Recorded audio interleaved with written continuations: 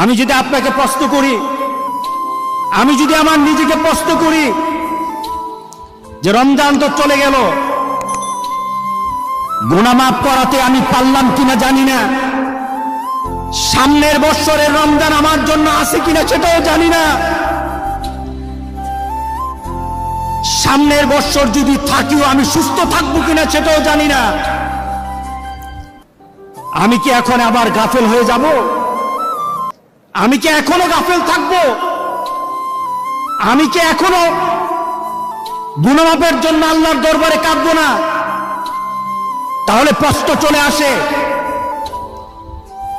আমরা কত গুনাহ করলে আমাদের চেতনা ফিরে আসবে যে গুনাহ করে ফেলেছি? কত গুনাহ করলে?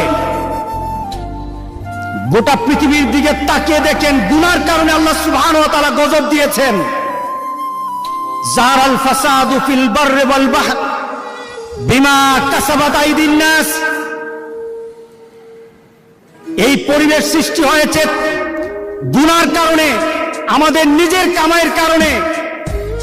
গোটা পৃথিবীর দিকে তাকিয়ে আবার চিন্তা করেন, আর কত গুনাহ আমরা করতে চাই। আমরা যদি আমাদেরকে প্রশ্ন করি, সময় চলে যাচ্ছে, সময় চলে যাচ্ছে, মনে হয় যেন হাতে রাখা একটা বরফ, সে বরফটা আস্তে আস্তে যেমন গলে যায়, আমাদের প্রত্যেকটি জীবনের অবস্থা তেমন আস্তে আস্তে আমাদের জীবনের বরফ তেমন গলে যাচ্ছে।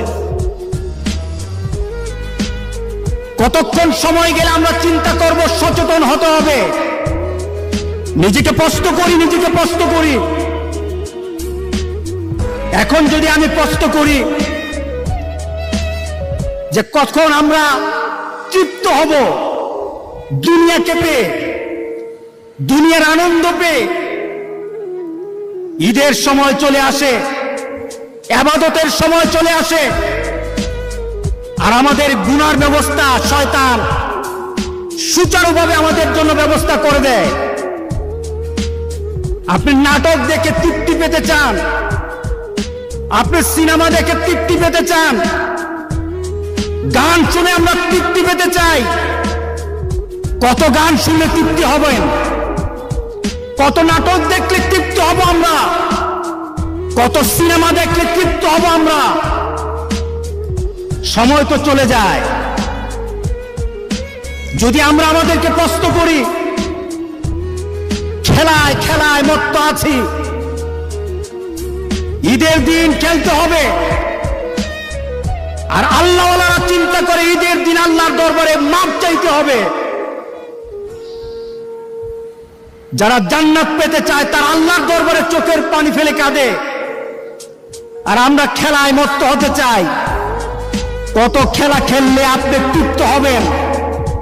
কত খেলা খেললে আপনার মধ্যে আনন্দ সৃষ্টি হয়ে যাবে?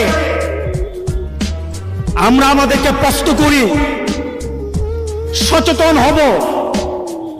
কয়টা লাশ দেখার পর সচেতন হব? কয়টা লাশ দেখার পর সচেতন হব? এখনো সচেতন হতে পারি নাই। পৃথিবীর বিভিন্ন দেশে হাজার হাজার লাশের মিছিল হচ্ছে, এখনো সচেতন হই নাই, এখনো সচেতন হই নাই। কয়টা লাশ দেখার পর সচেতন হব? আমরা আমাদেরকে প্রশ্ন করি, আমরা আমাদেরকে প্রশ্ন করতে চাই। কেউ কি আমাকে সংবাদ দিয়েছে কবরে যাওয়ার পর আমার কবরটা ভালো হবে? কেউ কি সংবাদ পেয়েছেন? এমন কেউ তো সংবাদ পাই নাই। তাহলে কিসের আশায় বসে আছি? কিসের আশায় সময় নষ্ট করছি? কিসের আশায় আমরা নিজেদেরকে আল্লাহ থেকে, রাসূল থেকে দূরে সরিয়ে নিচ্ছি? আজকে এই ঈদের দিন আমরা আনন্দ করব, ঈদের দিন আমরা আনন্দ করতে চাই, তবে শয়তানের আনন্দ নয়। যে আনন্দ আমাদেরকে দিয়ে গেছেন মুহাম্মদ রাসূলুল্লাহ সাল্লাল্লাহু আলাইহি সাল্লাম,